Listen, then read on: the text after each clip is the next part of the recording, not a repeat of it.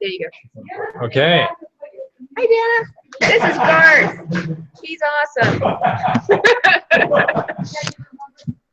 All right, I'm just gonna see the top. All right, so we're gonna do. This is just an hour, right? Yeah, if it goes a little over, that's okay. Okay. But I want you to do some strategy for their portfolio. Great. Okay. If she wants to listen in, she can, but she's scientific medical illustration. Oh wow. Okay. Awesome. Cool. So she wants to continue with you while you talk with us. Yeah. Okay. Yeah. All right, guys. So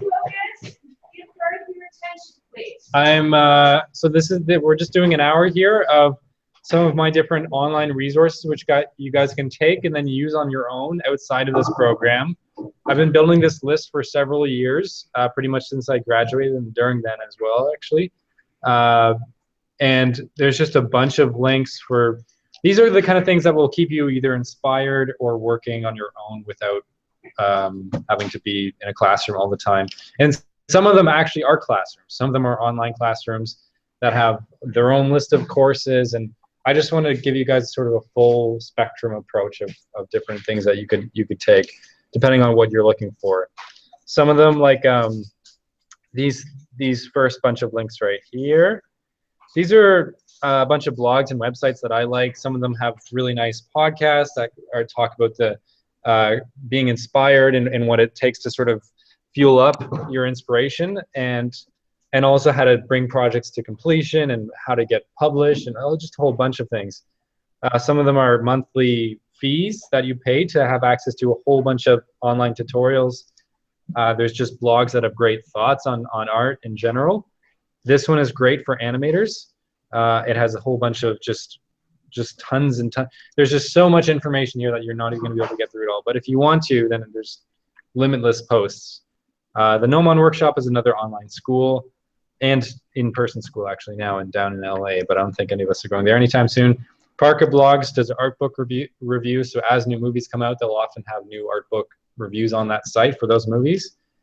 On animation, a lot of the stuff that I've actually shown you guys throughout these weeks, the videos that talk about Hitchcock and all the different aspects of animation and filmmaking, are on Animation. It's a great website. You can just like it on Facebook and you get all their posts. In fact, I would put it on See first so that it shows up first in your feed. It's a key aspect of Facebook pages these days. CGMA is one of the best online schools, I would say, for especially concept art, illustration, game design, that kind of thing. Anthony's done a couple courses, and I've noticed a huge improvement in his work since he started doing them. In fact, he alone has sort of inspired me to take some of these now. I want to take, there's one that looks awesome that's animation storyboarding. It's like a whole 8-week intensive. And this guy that wrote this book is actually teaching it. His name is Francis Glaybaugh. Yeah, it's great. You'll probably see this. It's even at chapters. This book is like everywhere. So it's amazing that he's actually teaching that. Yeah. So there's a whole bunch of YouTube channels that can keep you inspired. Some more professional websites once you're ready to get out into the industry. And now this is what most of this hour is going to talk about is since life drawing is so important for any artistic discipline, here are some sites, and I have the links here, so don't worry about writing them down because you're all going to be forwarded this URL, so you'll have this whole list yourself. So this is sort of an extension of what we want to offer monthly. This is part of our plan, is that allow us to build upon this, because I haven't really touched this list for a while. It still has lots of good stuff, but I don't get much time to sort of dedicate towards building this. So Quick Poses and Pixel Lovely are basically an equivalent to an online life drawing school.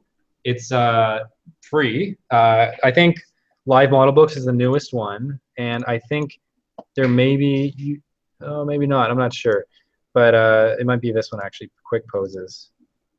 One of them you can pay for, and you get more service. I actually think it's this one. Yeah, you can like pay for it and you get a whole bunch of different art model packs and a whole bunch of different poses. I like Pixel Lovely. Where the heck is it? Here it is. It's just so awesome. Like look at the choices you get here. You can draw only decent models, so clothed models, or only nude models. both genders, only female, only male. So it's so great because you get exactly, that's an almost limitless amount of freedom, because that's something we can't even offer at our life drawing. However, the thing that is worth knowing about this kind of drawing is that it's already flattened the image. So it's already composed into a 2D plane versus drawing it, looking in the 3D space and interpreting that yourself and having to measure everything.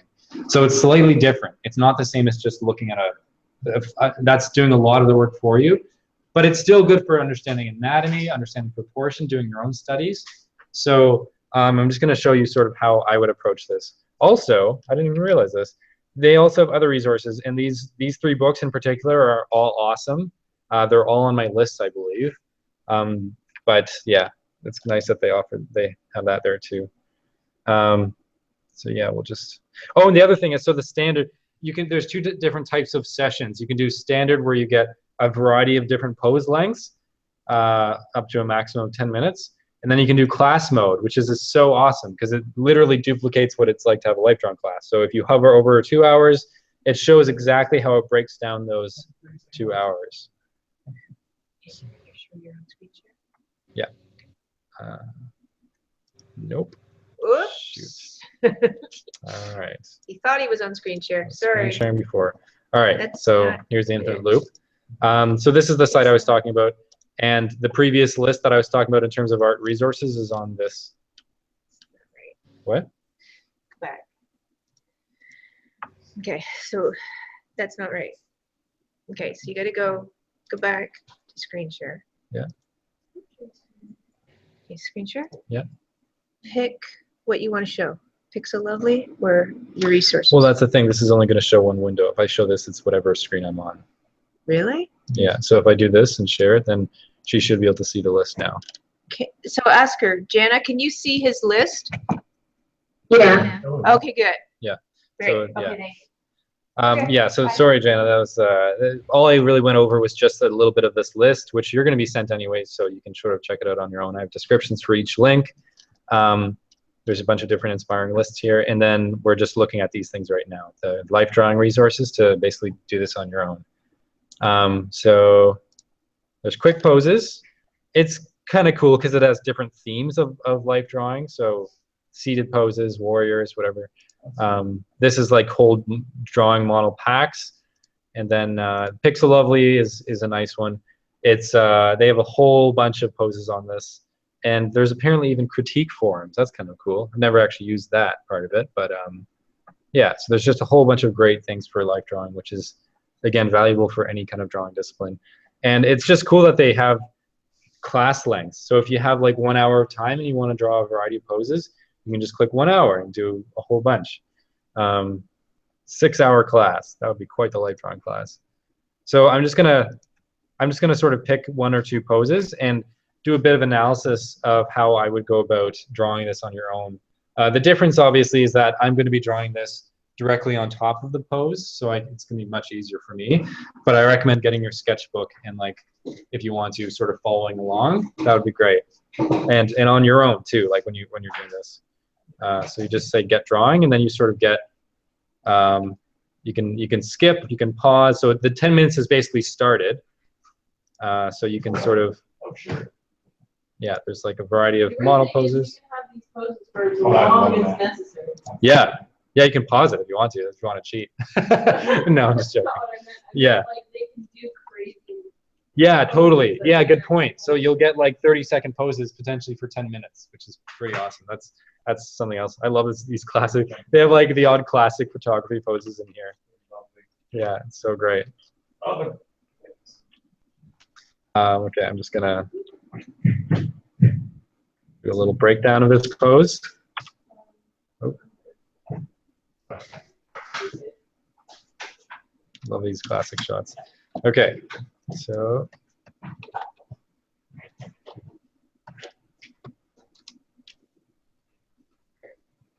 get a good brush. Okay, so when you're studying these on your own, you basically approach it the same way that we've talked about in life drawing, but for those who weren't able to attend, basically you want to get the main line of action first. I'm actually going to do these each in a different color.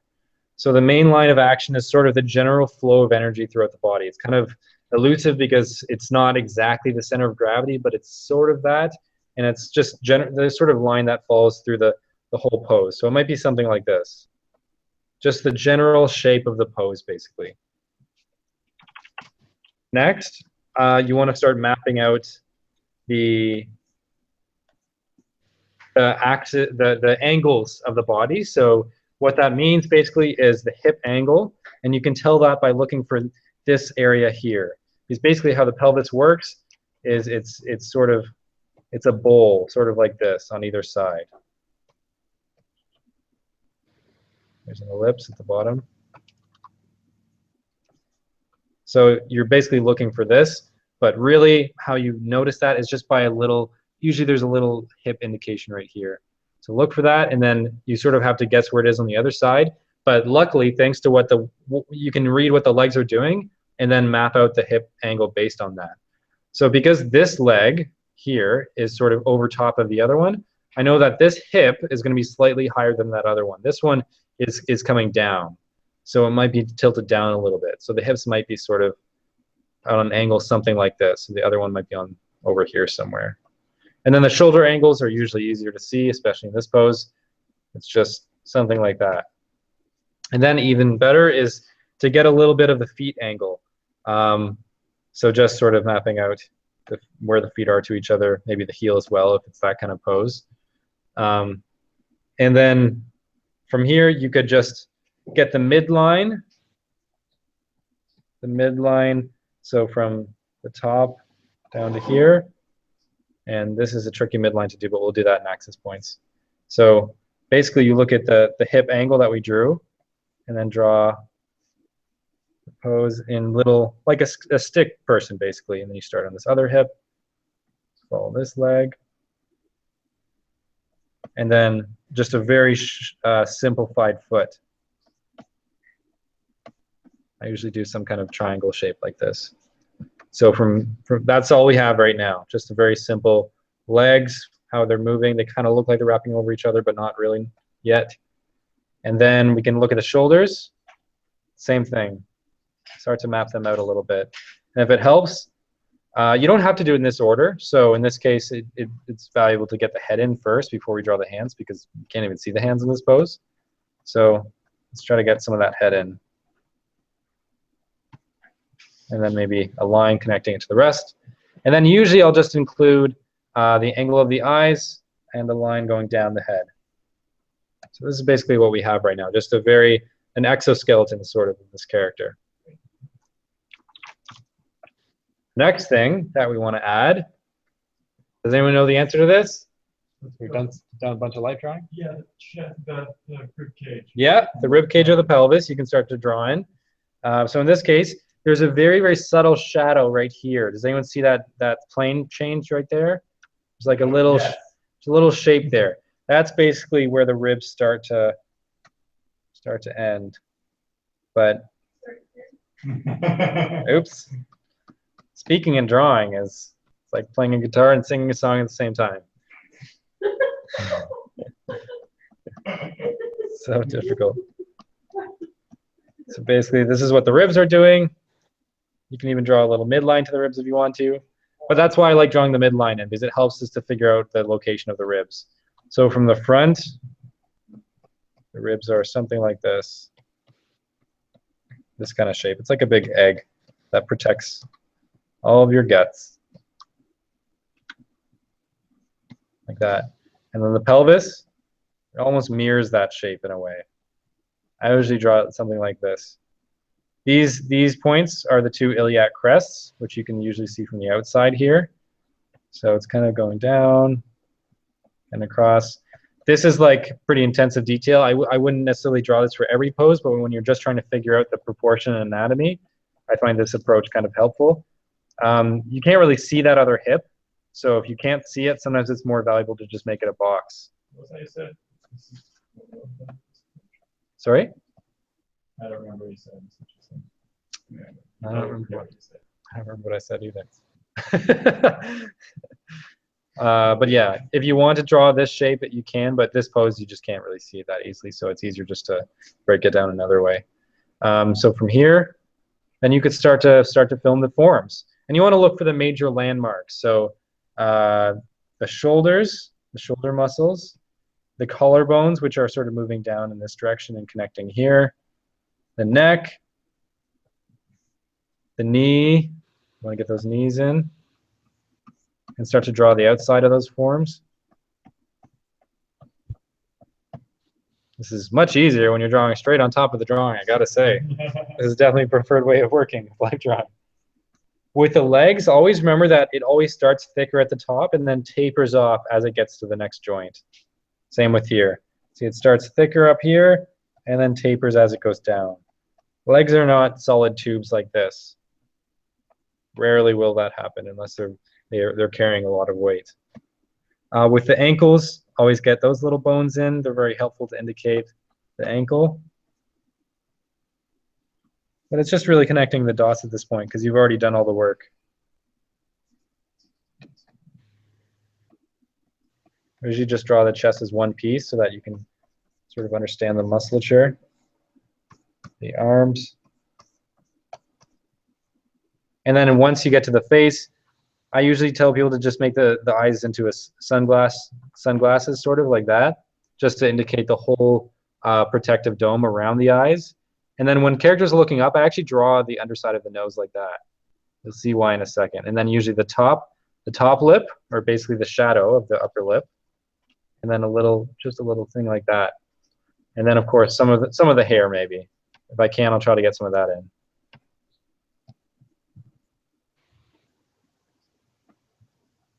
Yeah, just finishing different aspects. So this is pretty well done. So if you can do that in the time slot that you can get, you can't get the pose, but basically this is what we're looking for, is that ultimate shape. This would, oh, missing the foot. So this would be definitely able to be handed in for animation. This is definitely the kind of detail that they're looking for. And it's nice because we have all these different indicators, the knees, the rib cage, the pelvis. It's just a matter of getting these proportions right. And also looking for these shapes, the straights versus the curves. Remember how much we've talked about that in character design? So there's often straights versus curves. Look at this leg. Straight here, curve on this side, straight, curve, curve, straight. They're all over the place. It's crazy. Yeah. So yeah, I recommend going on this site, trying some different poses. They always have very different angles to choose from. Like this one is really interesting. You can see a lot of the anatomy of the back. It'd actually be great to get a good back pose so that we can practice. This one's actually not bad. So for the back, some of the landmarks that you want to get. This is like an atlas pose.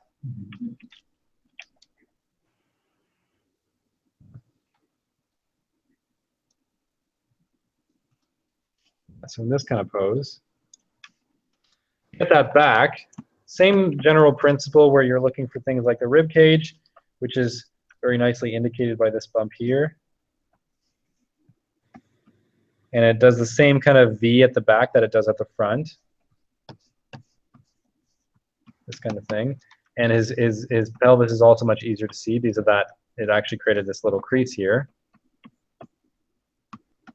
And you can't really see it, but there's a sacral triangle at the back, which we've talked about in life drawing. It's this kind of shape because there's a bone here, and then the sacrum back here. Yeah. So, and then you can easily get that midline in.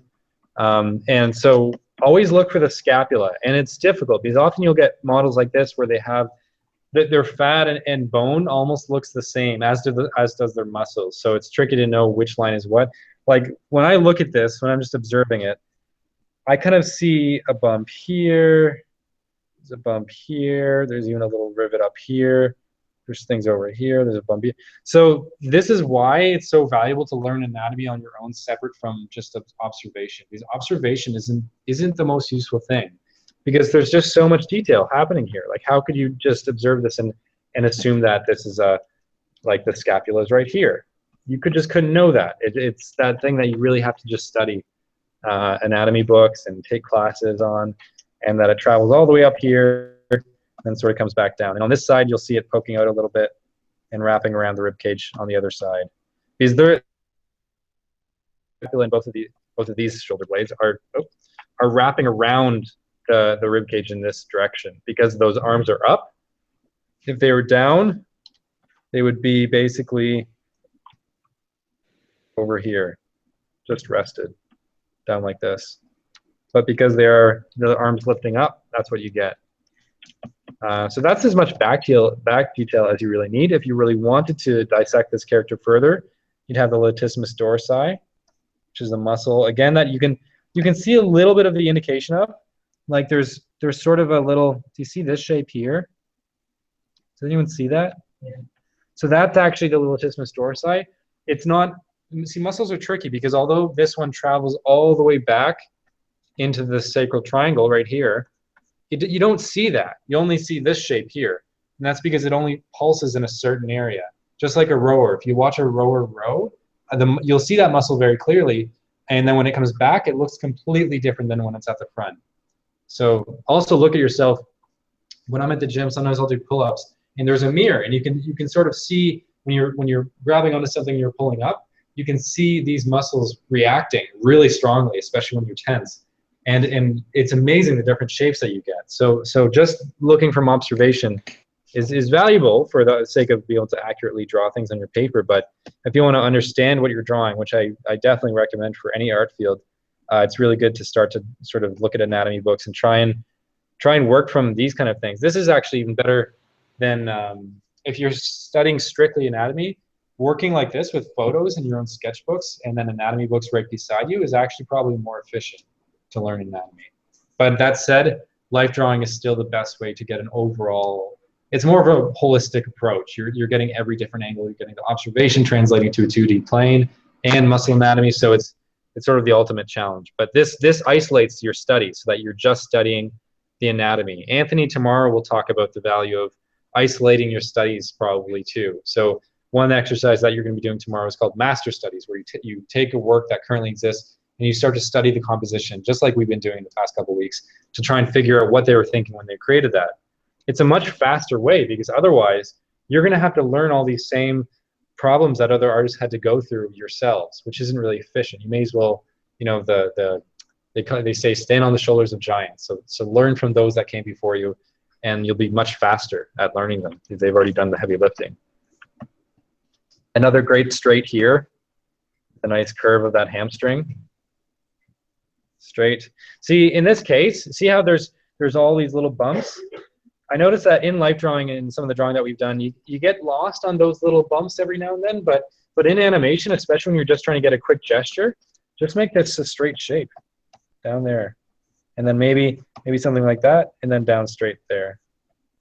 So just like, it's so simple to simplify the forms. Just get the basic shape, straight, always look for straight lines. This is almost straight out there. A little bump for the deltoid there, little bump, straight. So it's very simple to get just a form that basically does the exact same thing, but it's you know, broken down in a much more communicatable way. Let's see what else we got. Dual model poses, that's kind of interesting. You ever have that? We've done it a couple times. Really? Yeah. That's pretty cool. See, you'll never get an opportunity to draw this for a longer pose length than a 30-second probably. This is a very strong pose.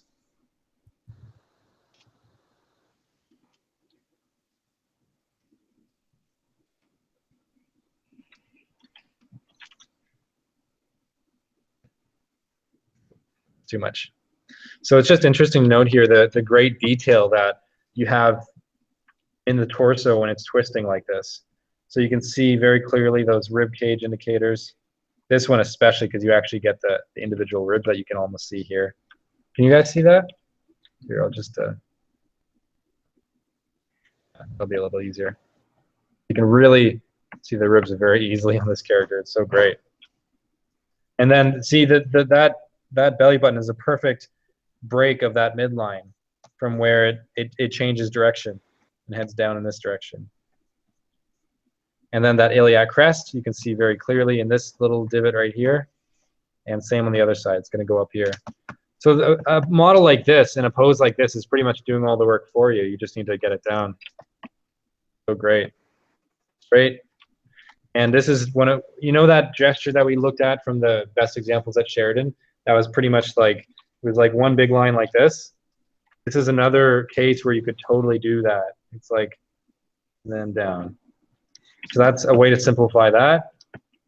And then you could, this would probably be a lighter line with Conte, but then you draw the foot, maybe a little bit of this curve, and suddenly you have that entire section. Even though we're missing a lot of the subtle curves here, that really captures the same essence as the pose, just those two lines. And this, in this case, you're getting the form that folds in like this and then goes out. But really, all you really need, straight, and then curve on the other side. See how it's much simpler? And you still get the same pose? That's great for animation. That's exactly what you want to look for. Knee, knee. This arm is pretty much straight. It's crazy because this arm is actually very bent, but it's bending toward us. So really, it's almost straight. So as long as you have a bit of a curve on this side, and you show that it's tapering off towards this area, then and a little elbow here, then it already looks like it's bent without even me bending it at all. It's coming at you, and it still looks like it's bent. So just by having that little elbow piece, and for this hand, you could simplify just by doing that. Thumb, glove the rest of the hand. Maybe curve this side, straighten this side. So there's so many shortcuts that I've taken here. And the head, since we're seeing under the chin a little bit, what I normally do is get that oval on the back of the back volume of the head, and then the front, and then I'll just draw to the point where. So it's something like this. So I like showing that we're seeing a little bit of the underneath. So these lines really communicate that because I have the one chin bone and then going across and then showing the other. That shows that there's a little bit of depth of that chin. And then this line overlaps this one, so we know that the neck is in front of that back one. It very clearly shows what's happening with that head. Yeah, it's difficult because it's a hard head pose to draw if you're trying to get the subtlety. See, a lot of people are tempted to do this kind of thing where you kind of just trace the outline, but we lose a lot of detail with that. We don't really know what they're doing. So in order to really be clear about what they're doing, which is the ultimate goal in gestural life drawing, is to draw. See, there's basically your two cheekbones here on either side. So we look at one, and it's sort of in the head going back like that, and then it goes to the chin, then it wraps around the bottom of the chin, and then goes up the other side. So this one would meet the other cheekbone on the other ear on the other side up there. But of course, the neck intercepts that. So the neck cuts it off, and we draw that by overlapping the neckline over that back line so that we know it's in front of it. Maybe draw that nose, a little bit of the eye shape, and then the rest. Yeah. See how that's much more clear what the head's doing? Even better if you can add a little ear in there. But this character, you can't even see it because there's so much hair, which is valuable to include as well. Yeah, so there's lots of shortcuts. Lots of shortcuts in this one.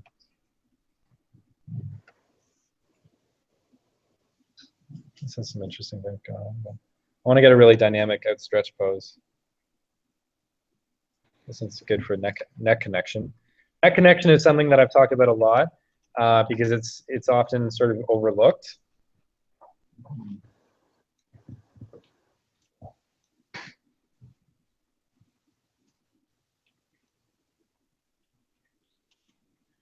So this is a great example where the leg angle is different than the shoulder angle. And the reason that I can check that so quickly is because I look at which leg is raised. So the leg that's raised is generally going to be higher unless it's bending and stepping into the next pose. So in this case, you can look at that iliac crest here. and this one here. What was that? The leg that's raised? So the leg that's raised, if the leg is like raised up like this, Yeah. that hip is going to be higher, unless of course it's bending forward, then it's going to be lower. So it depends what it's doing. Yeah. You do have to sort of think about it, but often you can just look at which one is doing what. And this one, see, it's going forward, so it's going to be a little bit lower than the other one. So the hip angle is going to be something like this. And that shoulder angle, it's so dramatic. And then we can easily see that midline. Also notice that because of the diaphragm and the rib cage, this is going out like this. It's not rounding. You're not drawing a perfectly rounded sort of edge there. You have to follow the rib cage. So it goes out first, whereas this rib cage will just sort of, it's helping to rotate this shape.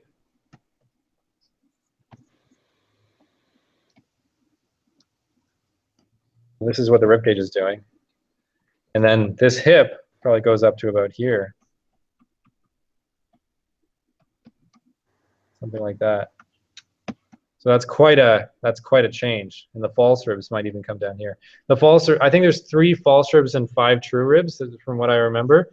That could be a little bit different, but the true ribs are actually connected to the midline, the sternum, and the false ribs are just floating. They also call them floating ribs, like this.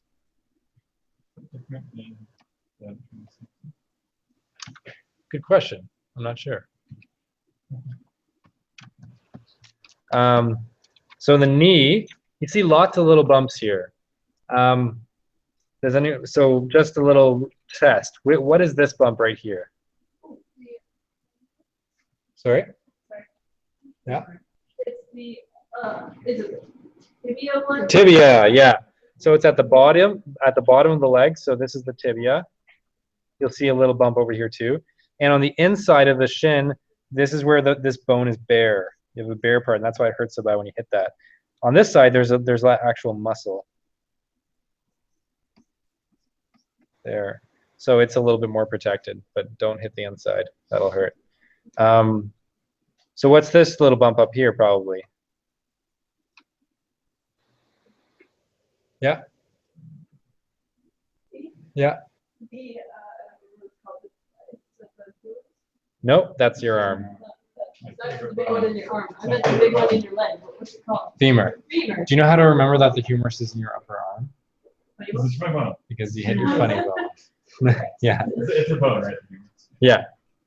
Well, it's your whole upper arm piece. Oh. So the cool thing to remember, by the way, I don't know if you guys were taught this by Werner, is that both your arm and your leg, if you think about it, so this is your hip. So then you have one bone that comes out, which is your, we just talked about it. You just said it. Femur. Femur. Yeah. And then your femur splits into 2 bones. Oh, that's how it rotates. It's like, yeah. Splits into, so there's 1, 2, 3 little carpals at the bottom here. They're arranged in, I don't know which way, but so there's 3. Tarsals, I think. And then your metatarsals. Or no, there's a second row of carpals. There's 7 carpals in total, I believe. Tarsals. Tarsals and carpals are the same thing, but for the feet and the hands. So then there's 4, and then there's your 5 metatarsals. Isn't that crazy? So it's like both your arm and leg are like this. So it just keeps, it's like 1, 2 bones, 3 bones, 4 bones, 5 bones. Well, you only have 4 tarsals and 5 metatarsals. Those are just your tarsals. So your tarsals are a bunch of little bones. Same with your carpals, where you get carpal tunnel syndrome. So that's a collection of 7 little bones, and they all clump together. They look like a bunch of dice, sort of. It's strange, but they all do various things. And then your patella. So that's what this whole shape is. So there's a little bunch of bumps to the layman. They might not understand which is which. So the knee's in the middle, femur, tibia. Same over here, except there's a muscle here. So again, because I know I've studied anatomy, I can tell that that's the vastus medialis, patella, and I know that this is the tibia because it's on the inside. So it's just bone pretty much right there. And then the gastrocnemius, the calf muscle, and then those hamstring muscles at the back. So it's really worth it to study anatomy books alongside doing this kind of practice online, because then you can really get into all the little details, the collarbones. Yeah, so for the neck connection, this is really important. There's so much detail here, but all you really need to simplify this shape is just traps, that sternocleidomastoid muscle, which you see there. The little divot here, that's just your little, it's called your manubrium. It's the little top of the sternum. And then the clavicle, the collarbone, which goes up to around this area. Yeah, manubrium right in the middle. And at the bottom of your sternum is the xiphoid process, which sounds like an alien planet. Xiphoid process. I love it. And then for the head, down from the I usually draw from the ear down, and then down to the chin. Then you get your one oval at the front here, and then the oval of depth that carries the head back. People often draw heads not nearly far back in the z-axis, so from depth of the front to the back of the head, it's not nearly as wide as it should be. And then there's these eyes. Enough. So you have that. One more line that would be nice to add is just this, because she's turning her head, so there'll be a bit of a crease there. That's sort of extra. So from that, we already have a pretty good indication of that head, but simplifying those forms, that's enough. If you have more time, add a little shadow under the nose, sunglasses for the eyes, a little indication of the lip. And it'd also be nice to disconnect the shoulder muscle from the rest. So you could have this kind of thing, and over here. And then again, block this together. And then this is for shortened arms, so this is tricky no matter which way you go at it, but there are ways to, it's all about the overlapping lines. You can't have, for example, the bicep overlapping this muscle. That doesn't make any sense, because this muscle overlaps the bicep. And this is where your anatomy knowledge comes in. So it's more like this. And since this is coming at you, the lower arm is longer. And then, yeah, to simplify the hand, thumb, knuckle line, missed it. And then just glove the rest. Make a little midline there if you want. So that's a lot of great detail there. A lot of great landmarks. Are there any questions so far on how you would sort of go about this on your own? So it's very easy to just keep doing poses. You can do as much life drawing as you want, especially if you're not able to access life drawing. This is a really, really good alternative. But again, you're not training your eye to see. You're just learning the anatomy. So this is fine for doing that, but not as good for just drawing from observation, which has its own bountiful benefits. So, so there's, like I said, there's lots of variety. The other ones, I think they have similar poses. Upside down mode. What's that? Oh, cool.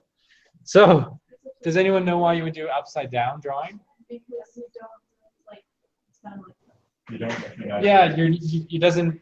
you're not forcing yourself to draw what you think it looks like. You just draw the shapes as they are. And so it really gets you to think in just shapes. That's kind of cool that this site lets you do that. I didn't know that. Okay. There's warriors too. You can tell me Indian person. Whoa, crazy. Oh, that's something you don't get in life Yeah. drawing. So there's a whole series of. I'm going on to the. So there's so many great I know references. that guy. I don't know him, but like I've seen a bunch of. Oh, okay. And it's nice because even with this, you can start to study drapery. You don't really start doing drapery until I think second year or so, but it's great just to look at how the folds are moving. See how the folds really move in any direction where there's tension. So anything that's holding the fabric. There's a whole book just on drawing drapery, but this has its own. I find this really difficult. I'm still not very good at drapery. I like it. It's great. It's great if you can do it well. Learning how to simplify drapery is a whole other beast, because it's like the same as drawing anatomy, but how do you draw a gesture of this? Like,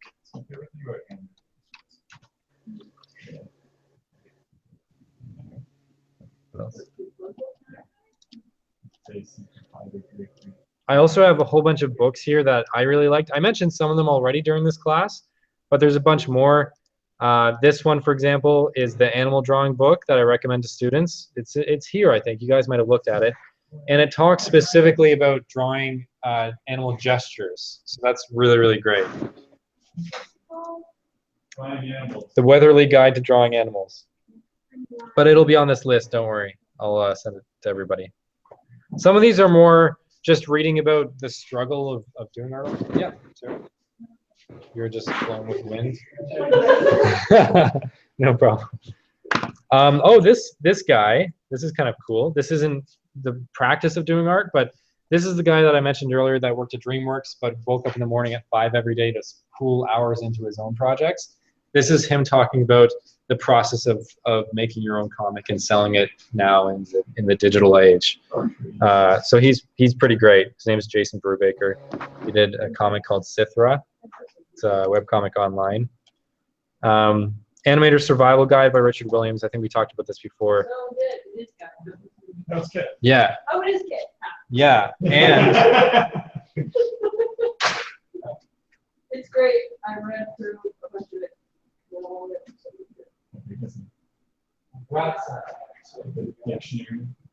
I don't actually know if I use the app for it. so I think I wish you had time to watch this. This is part of what I want to do tonight, but it's a documentary on Richard Williams and his like animation studio that he ran. And he's Canadian, which is kind of cool. But- I thought he grew up in Spain. Sorry? I thought he grew up in Spain. Nope.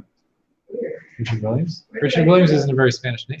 Persistence of vision. Yeah, Persistence of Vision. It's actually difficult to get this. It's but I think you can probably get it online now. It might even be on some kind of like Vimeo or something. But it's an awesome documentary on this studio. It was called just Richard Williams Animation Studio, and it has like. Do you guys know the? It's sort of an animated film that they were working on for 30 years, and they never finished it because Warner Brothers took it away from them. Oh, yes. There's a whole online poll right now. Print that you the- can put your name on and to get it. Thief and the Cobbler. Yeah. Yeah, Yeah. there's a whole online forum right now. Peter Deceive. Theater Sub. Yeah. Yeah. He basically started an online petition to get it back on so that Richard Williams Wow. can get finished in the way that he finished it. Crazy. Yeah, because Warner Brothers just destroyed it. And then Peter Deceive retweeted my tweet. Nice. Yeah, so I would definitely check this out. I wish we could watch it today. It's so great, and it just gets you. It's more important that it just gets you so excited to make your own films. Because Richard Williams is very much a person who just believed that you should just make your own things, even if you're not given the permission to do it yet. If you're not ready, or you don't feel skilled enough, or you haven't been through school, he's just he made stuff even when he was a teenager. He had stupid looking animations but he was amazing because he's an endless worker. He just always builds new projects. If you're interested in doing layout design, background design, this is a really great book. There's a guy that worked at Disney. This is a background for Mulan. He does a lot of it's called visual development now, which is basically concept art but for animation. So it's really the design that goes into making the film. So if you're more into well, to be honest, like animation is not mostly hand-drawn these days. Everyone knows this, I assume. Like there's very few animation studios that do hand-drawn animation anymore, which I think is really crappy. What do you mean by hand-drawn animation? Do you mean Like frame by frame drawing. Like what Rebecca's learning to do with drawing every single frame. There's very few studios that are doing that. Almost none. Sorry? How do you do that?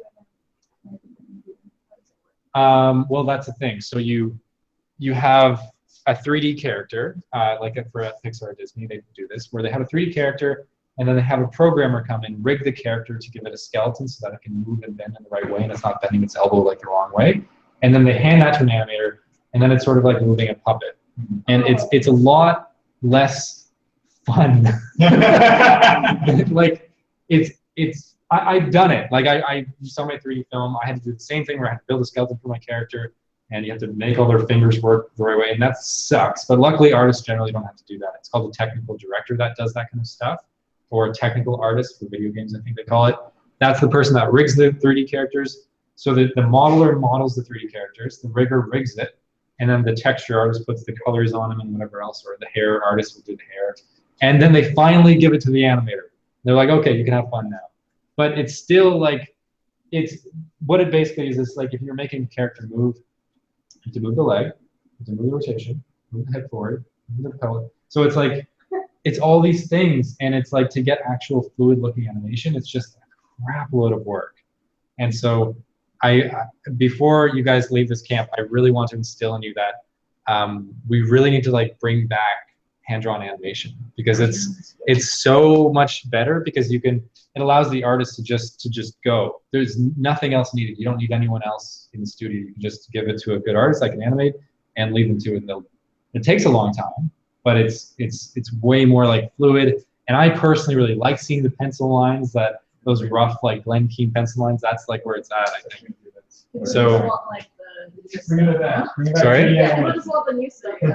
I know, but the thing is, like, people want whatever. It's like a chicken or the egg situation. It's like, do people want what we give them, or do we get to decide what is good, and then we show that to people, and then they'll like it anyways? You know, like, it's tricky to say. Taylor, you have a point? Yeah. Yeah, it's still drawn. Like, it's drawn on a tablet, but yeah, it's rarely drawn on paper. There's some studios that don't really care as long as you're fast. That's nice when studios offer that. But the problem is, like, it's always going to be faster digitally, because you can just duplicate you've seen what I've done with the characters. When something's wrong, you just take it and rotate it, the hand's fixed.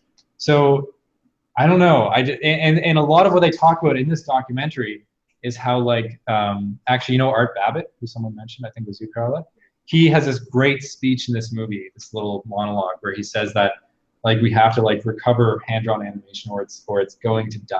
Like, it's not, and that's basically happening now, because there's just so few studios that still do it. There's motion graphics, but it's like not really. There's some studios like this one. I really like this one in Vancouver. Oh, this is not the right thing. I always do this. It's such a great studio. I really like their stuff.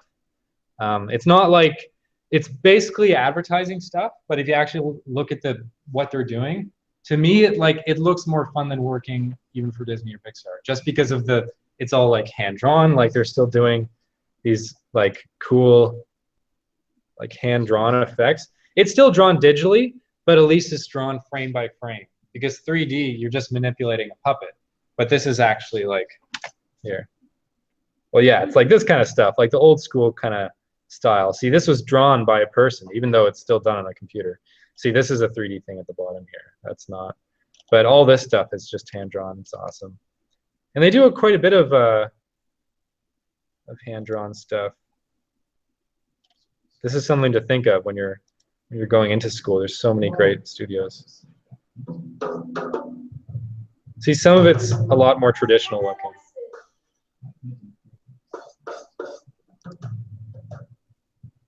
Wow. So it's still, yeah, it's still drawn frame by frame, as you can see. Do you notice the difference between this and like something like Disney or Pixar? It's like got a more tactile sort of approach. Yeah, totally. Yeah, they do some 3D. That's 3D. This is all 3D here. So this is hand-drawn. It's so crazy. Yeah. Yeah, that's the thing with hand-drawn animation. You can do literally anything. Whatever your hand can do, you can figure out. Technically, you can do that with 3D. It's just starting. Yeah, this is 3D. Another great studio. This is not in English, but yeah. So that's one of the last ones, called Cartoon Saloon in Ireland. Are these links? You have links to those. I'll keep all these open and I'll put all of them on. I want to show you this studio because they're doing a couple of awesome things actually. This is so beautiful. It's like paper. This is made of paper. What? Oh, what? Paper. Oh, Joking. I've seen crazy stuff in that. Did you see what they did in the penis? See. Paper? Okay, I can't do Here. I think it's big. I gotta double check this. What are the most precious materials crafted by you? from where the best artisans start from the very beginning of each day. Chocolate commercial. There is a place where something isn't perfect until it has its own soul.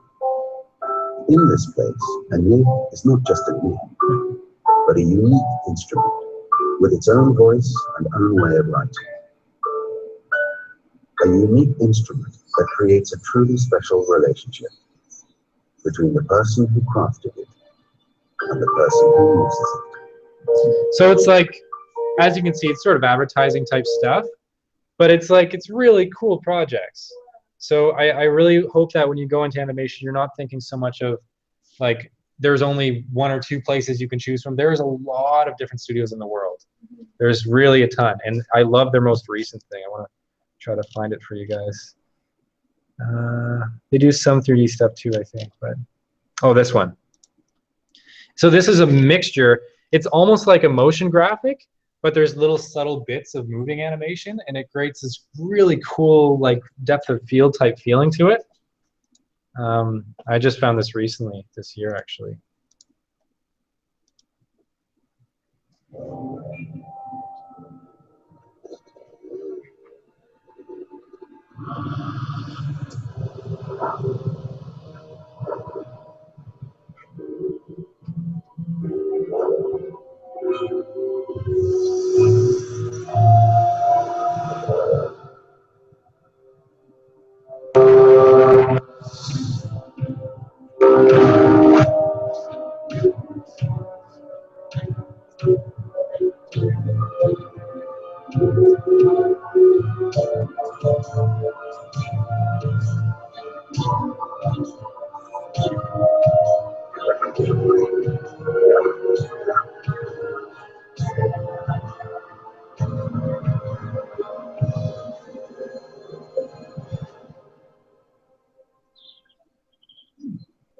I think that just says, it just says like get outside or something.